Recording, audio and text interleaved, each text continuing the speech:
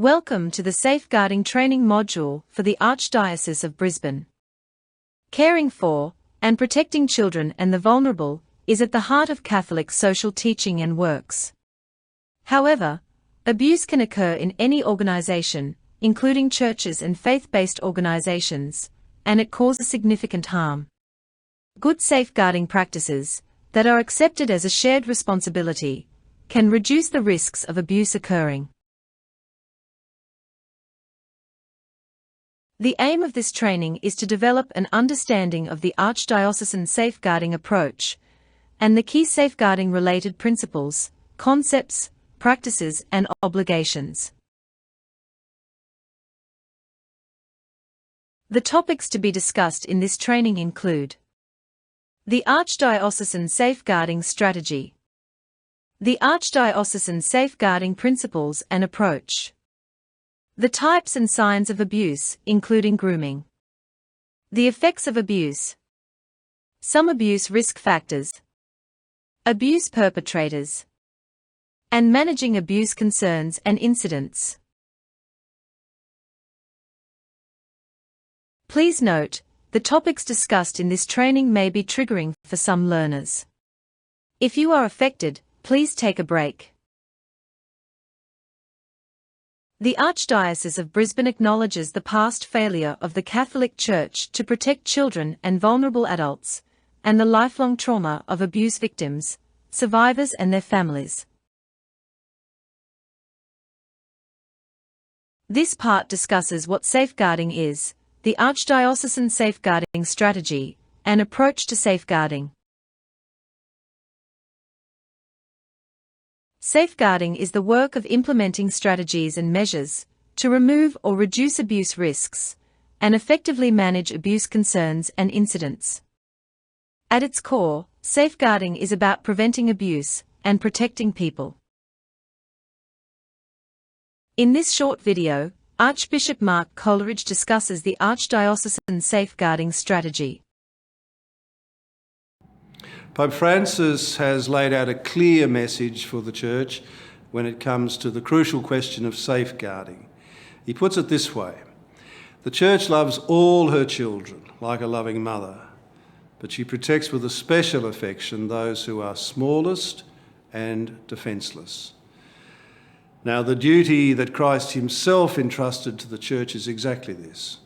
The Church is especially vigilant in protecting children and vulnerable adults. These words drive our safeguarding strategy in the Archdiocese of Brisbane. The strategy applies to all church personnel, including bishops, clergy, religious employees, contractors and volunteers across all the parishes, ministries, agencies and services. It's for everyone. Our safeguarding commitment is this: the Archdiocese of Brisbane holds that children and vulnerable adults are a gift from God, with an intrinsic right to dignity of life, respect, and protection from harm. The Archdiocese doesn't tolerate abuse by church personnel or others involved in its ministries and services. The safeguarding commitment is underpinned by our 3 Ps of safeguarding. We want safe people, safe practices, safe places. Having safe people means that church personnel are appropriately selected, recruited and trained in safeguarding, and that they accept their safeguarding obligations.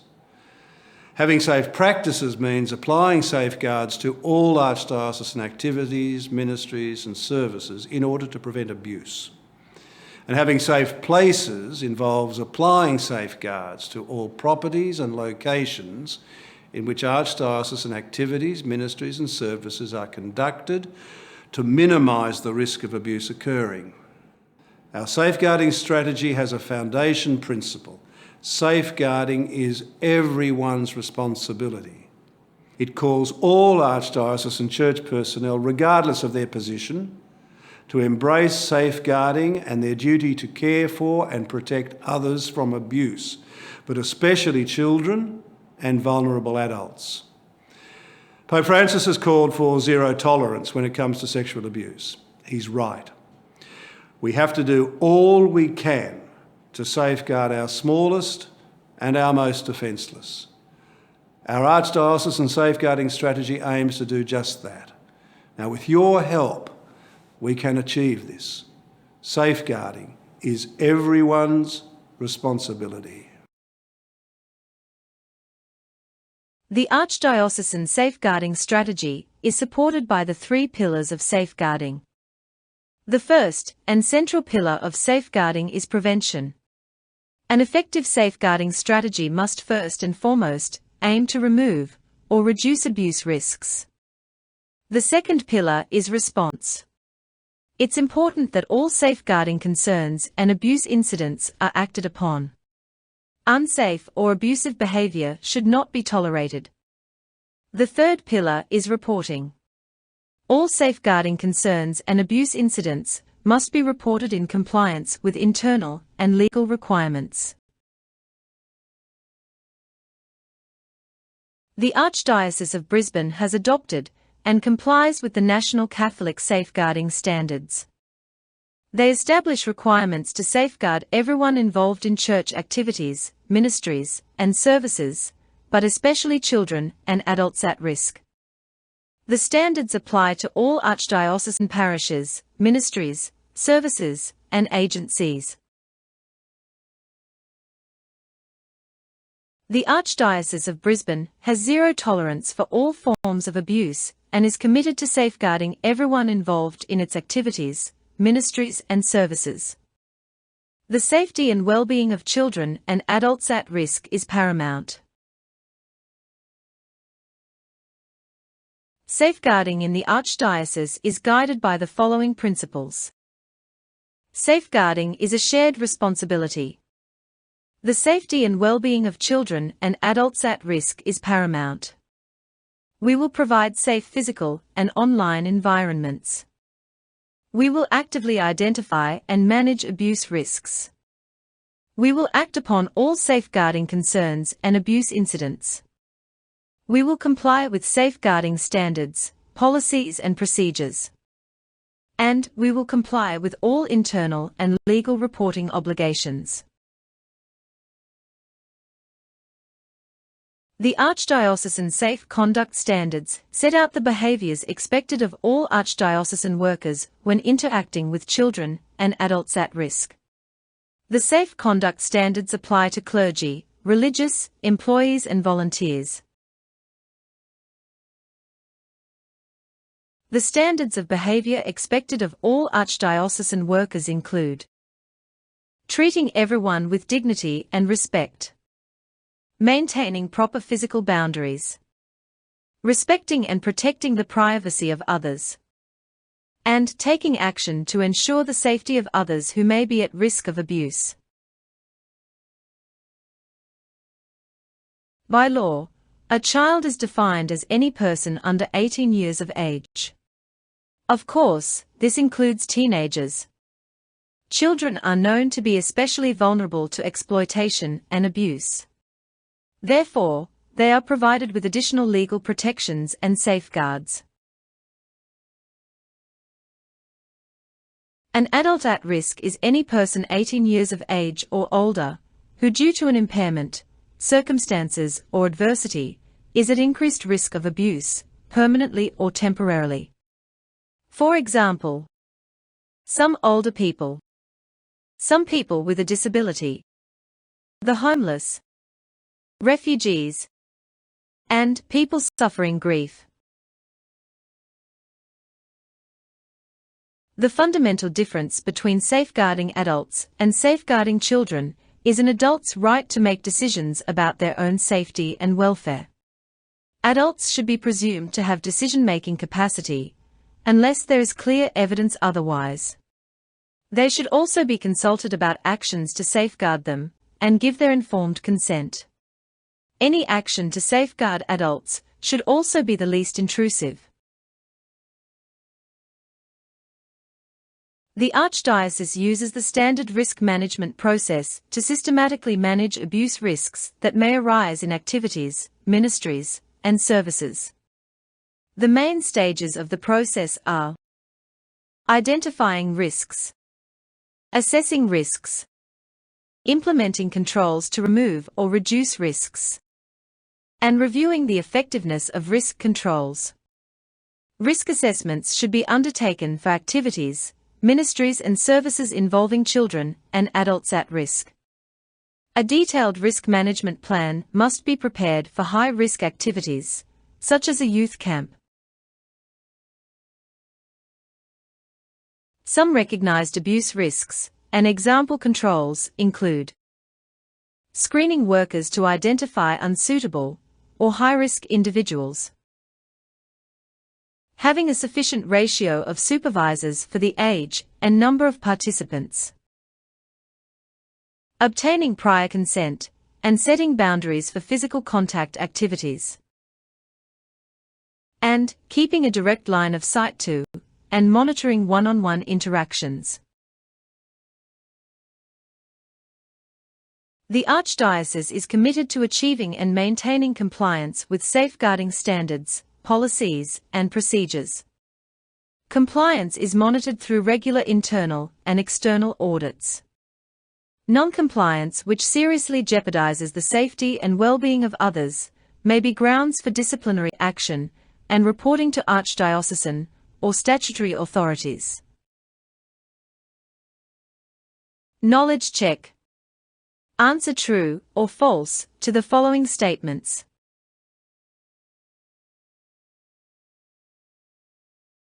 Safeguarding is a shared responsibility in the Archdiocese of Brisbane.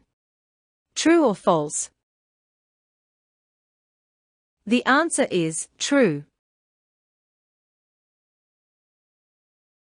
The Archdiocese of Brisbane has zero tolerance for all forms of abuse. True or false? The answer is true. Reporting is the central and most important pillar of good safeguarding practice. True or false? The answer is false. An adult suffering grief may be at risk. True or false? The answer is true. Adults with decision-making capacity have the right to make decisions about their own safety and welfare. True or false? The answer is true. A person who is 17 years old is an adult. True or false? The answer is false. All archdiocesan workers are expected to respect the physical boundaries of others, especially children and adults at risk. True or false?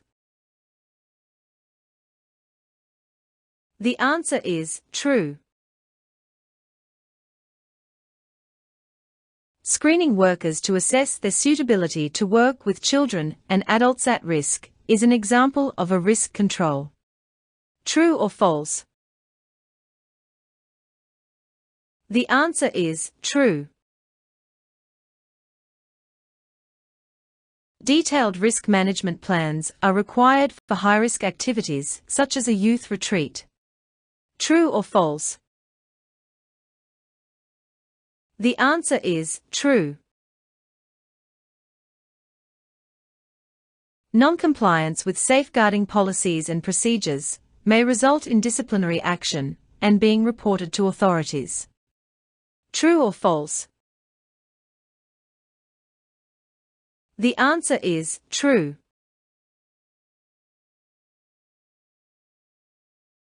This part discusses what abuse is, the types and signs of abuse, the effects of abuse, some abuse risk factors, and abuse perpetrators.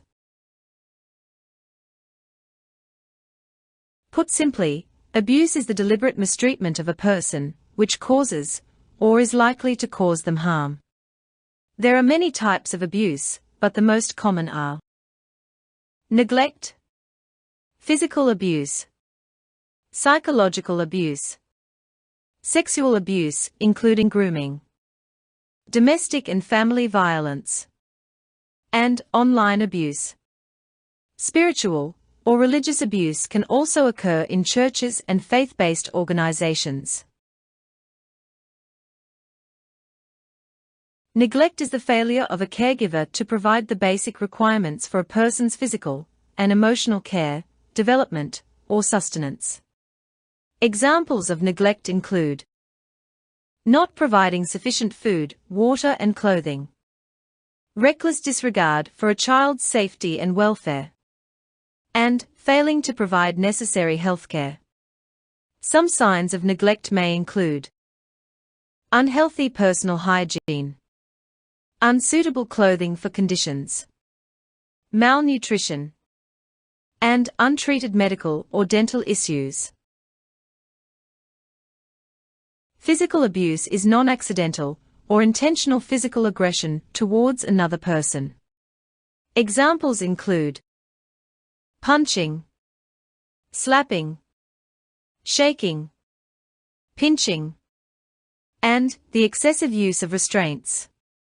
Some signs of physical abuse may include bodily injuries such as bruises, scratches, welts, and broken bones, giving unlikely explanations for injuries, concealing injuries, and awareness of physical contact.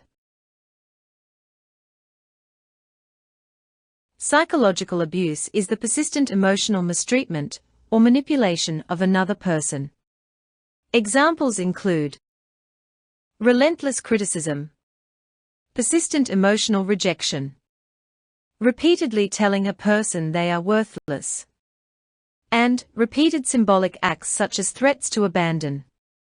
Some signs of psychological abuse may include very low self-esteem, depression, self-harm, self-isolation, and being submissive towards a particular person.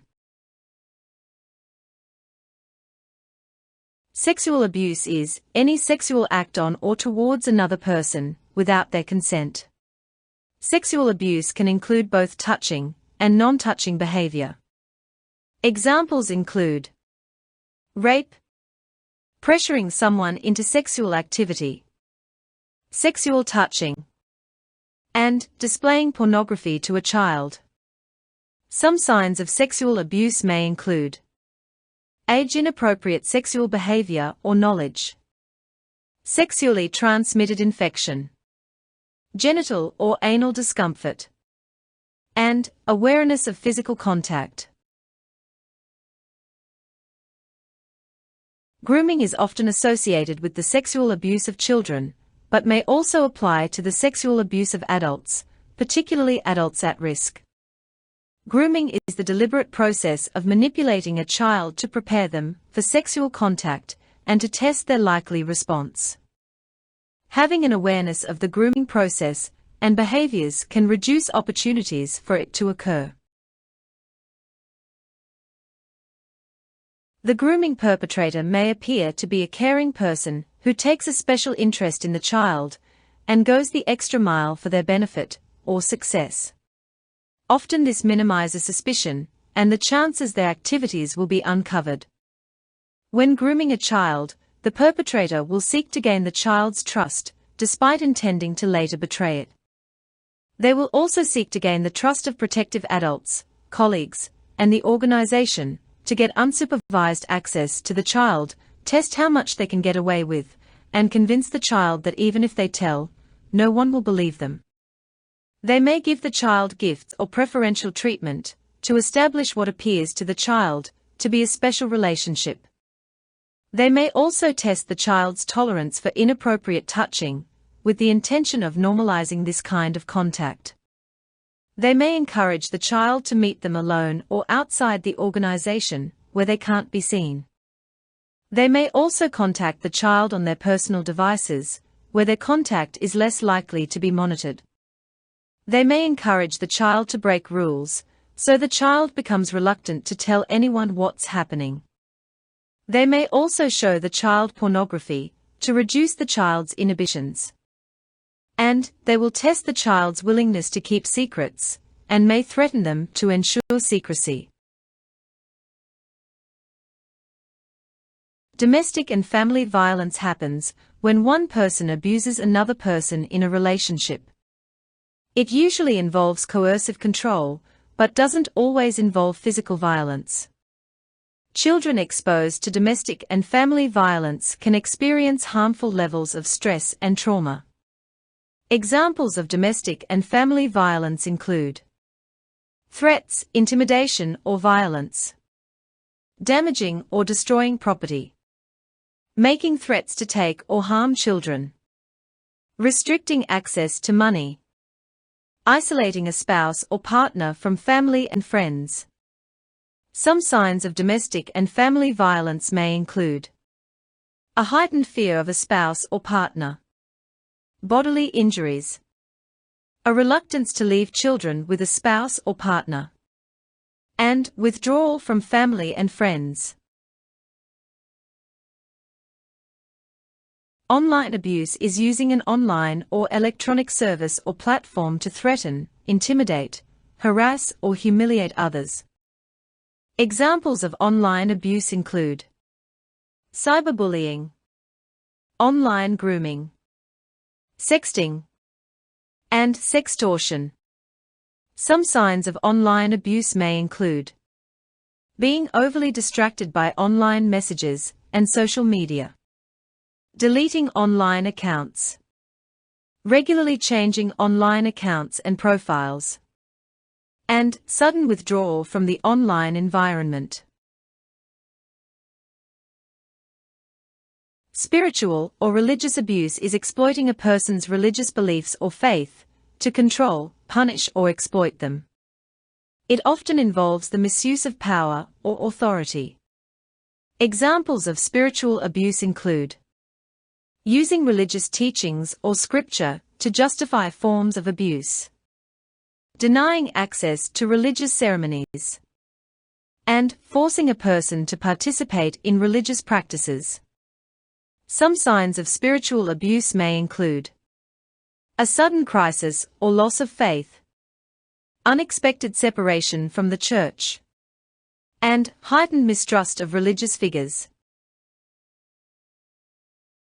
Abuse can cause serious and lasting trauma. Some other common effects include anxiety, depression, substance dependency, and trust and intimacy issues. It's important to note that people will be affected differently by abuse, irrespective of the severity of the abuse suffered.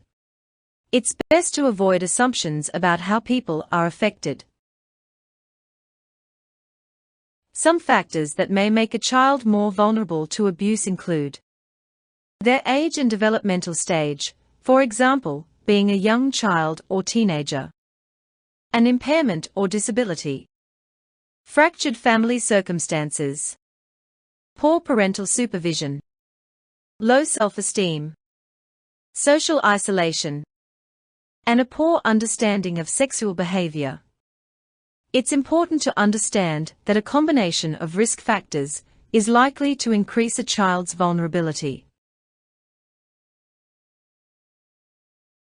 Some factors that may make adults more vulnerable to abuse include having a physical incapacity, having a cognitive or intellectual impairment, such as dementia, a low attachment with family, experiencing social isolation, residing in a shared living situation, such as an aged care home, and having a highly dependent caregiver.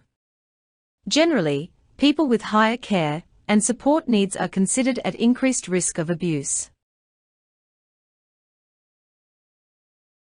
Abuse can occur in any organization, including churches and faith-based organizations. Some factors that increase the likelihood of abuse occurring in an organization include an insufficient knowledge and understanding of abuse, complacent child protection and safeguarding practices, a tendency to downplay safeguarding concerns and abuse incidents, prioritizing reputation when incidents occur, and a lack of transparency about abuse incidents. Unfortunately, general misconceptions about abusers can be unhelpful in efforts to safeguard children and adults at risk. While abuse by complete strangers can occur, it is more likely that an abuser will be someone known to the victim, who is close to them, and whom they trust or depend upon, such as a parent, carer, or person in authority. This is because they have greater access to their victims, spend more time with them, and are less likely to be monitored. Therefore, an abuser is also most likely to be an adult, but children sometimes can abuse other children. The reality is, there is no definitive profile of an abuse perpetrator. Abusers can be male or female, adult or child, and from any vocation, profession, or social background. Knowledge check. Answer true or false to the following statements.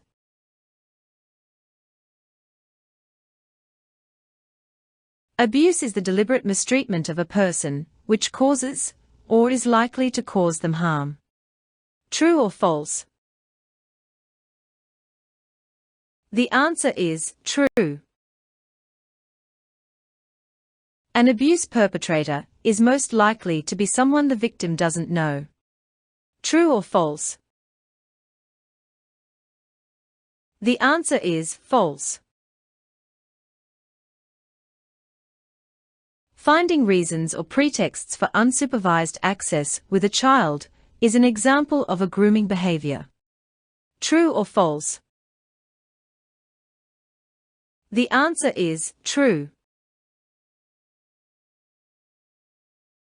Abuse perpetrators may also groom protective adults to gain access to a child. True or false? The answer is true.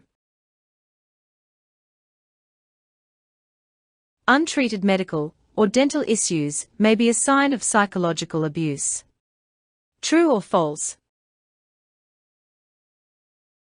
The answer is false. Poor parental supervision can be an abuse risk factor for children. True or false? The answer is true. Adults with higher care and support needs are generally considered at increased risk of abuse. True or false? The answer is true. Complacent child protection and safeguarding practices are abuse risk factors for an organization. True or false? The answer is true.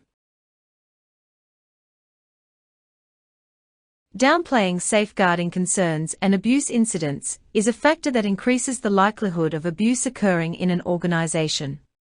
True or false? The answer is true.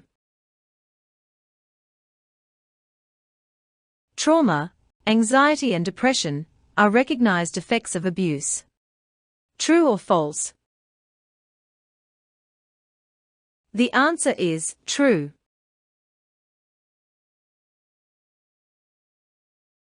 This part discusses the steps for managing safeguarding concerns and abuse incidents, including how to receive an abuse disclosure, and associated legal and procedural obligations.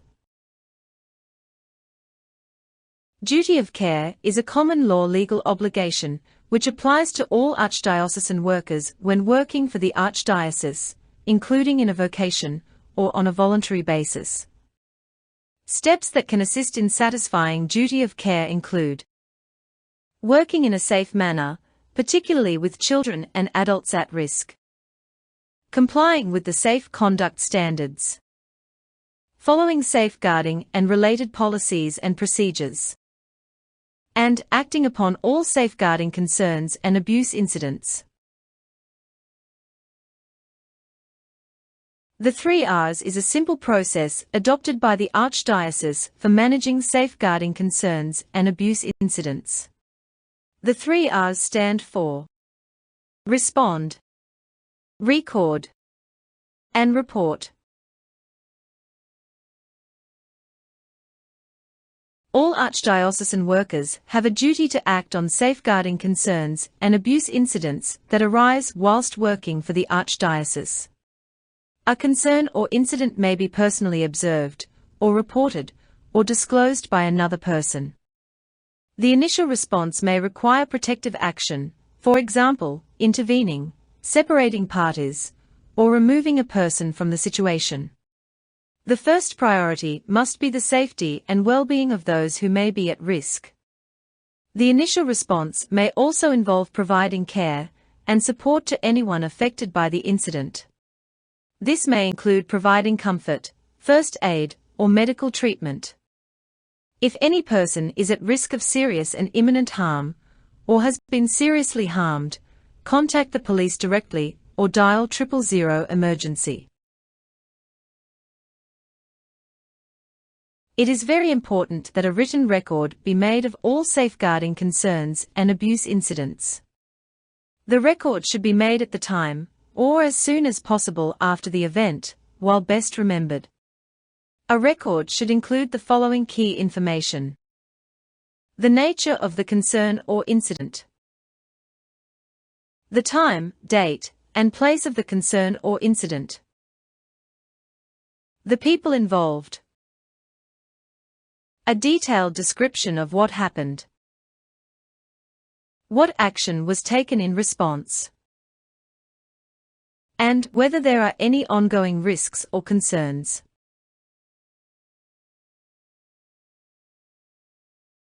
Archdiocesan workers are required to report all safeguarding concerns and abuse incidents that come to their attention while working for the archdiocese. They must also comply with all legal reporting obligations.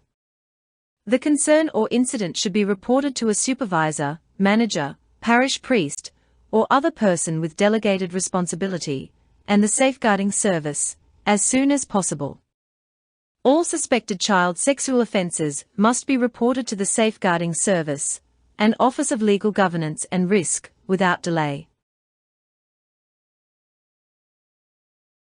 Archdiocesan workers who work with children and adults at risk should be prepared to receive an abuse disclosure and know how to do so in a supportive way. The following steps are a guide for receiving an abuse disclosure from a child.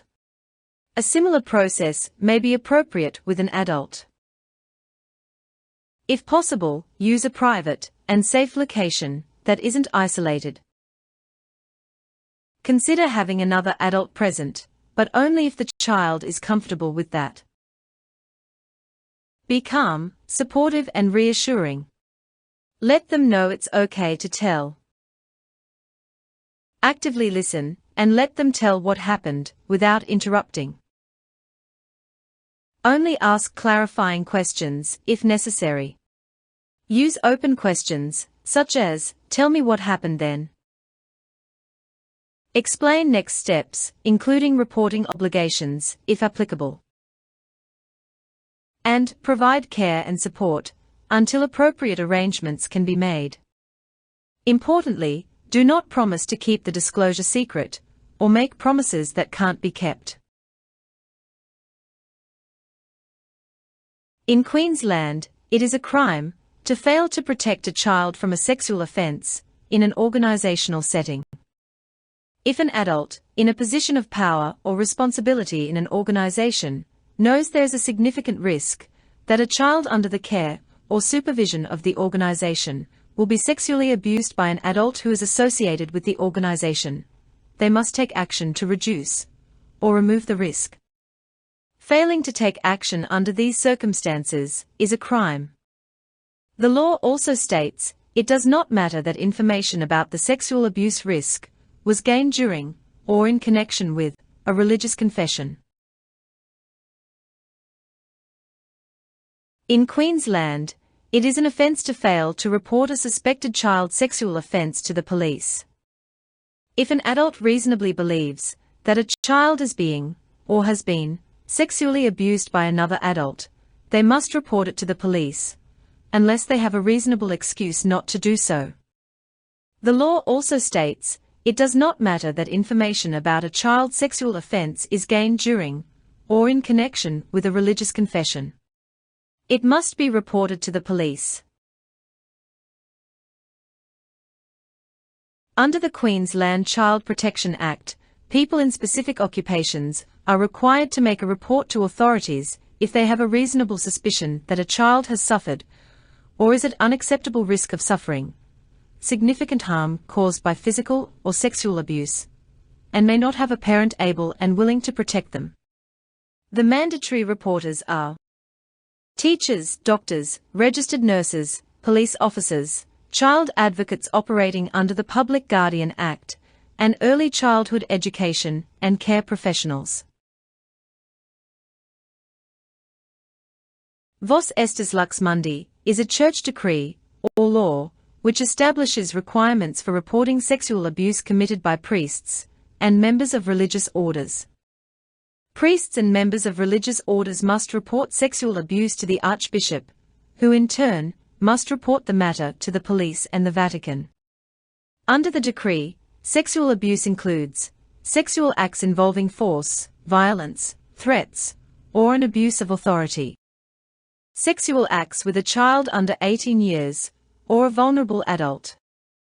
And producing, possessing, or sharing child pornography.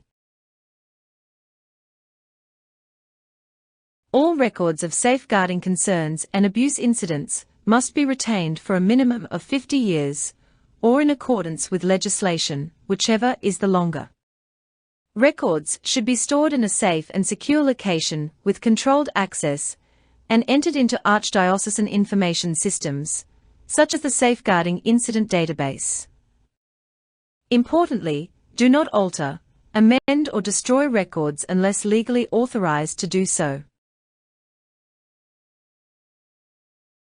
While safeguarding concerns and abuse incidents must be handled sensitively, and with due regard for privacy and confidentiality, information will need to be shared to ensure that duty of care, risk management, and legal reporting obligations are satisfied.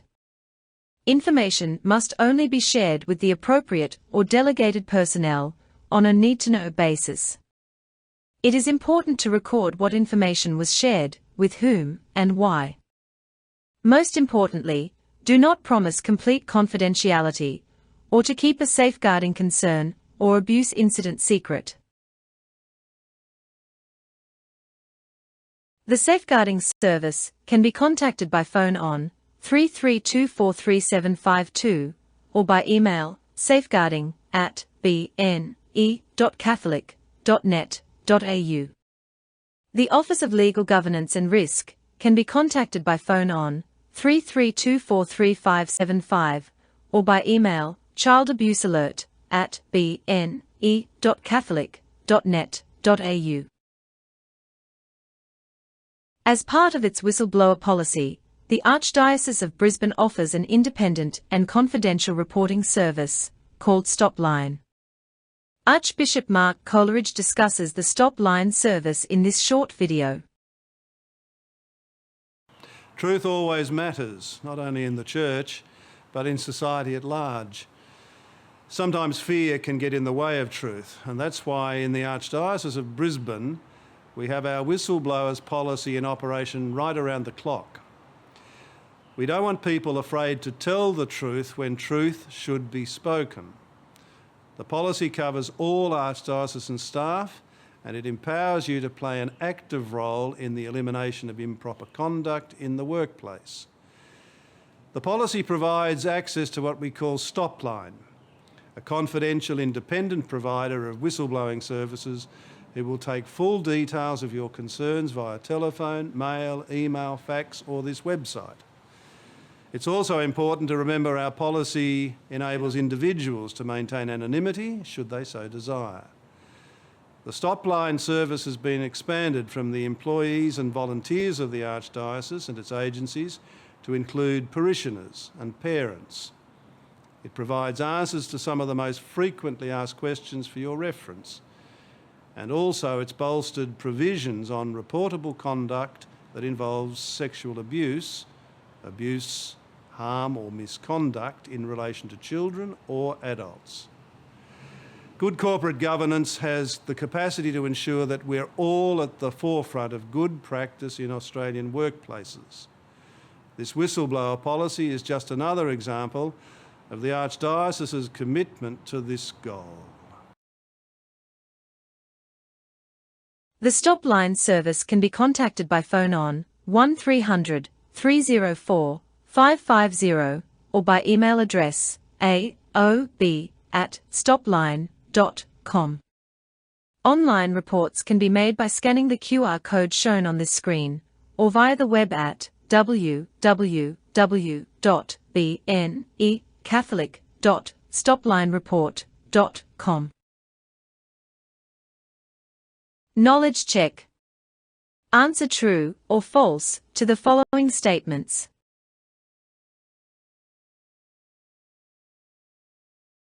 Only archdiocesan employees have a duty of care when working for the archdiocese. True or false? The answer is false. The 3 R's stand for respond, record and report. True or false? The answer is true. When responding to abuse reports, disclosures, or incidents, the first priority is the safety and well-being of the victim and anyone else who may be at risk. True or false? The answer is true. It's best to promise complete confidentiality when an abuse incident is disclosed or reported to you. True or false? The answer is false. In Queensland, an adult commits a crime if they believe that another adult has committed a child sexual offence, and they don't report it to the police. True or false? The answer is true. In Queensland, a person in a position of power or responsibility in an organisation commits a crime if they know there is a significant risk an adult associated with the organisation will sexually abuse a child under the care or supervision of the organisation, and they fail to take action to reduce or remove that risk. True or false? The answer is true. In Queensland, teachers and early childhood educators and carers are child abuse mandatory reporters. True or false? The answer is true. Volunteers in the Archdiocese do not need to comply with legal reporting obligations. True or false? The answer is false. It's okay to share information about a safeguarding concern or abuse incident on a need-to-know basis. True or false? The answer is true.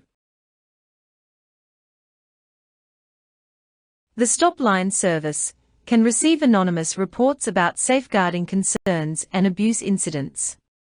True or false? The answer is true. Thank you for completing this training.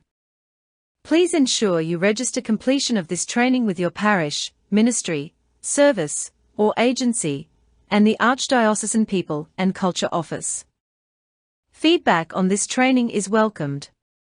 Please raise it with your facilitator or email safeguarding@bne.catholic.net.au. Remember, safeguarding is everyone's responsibility.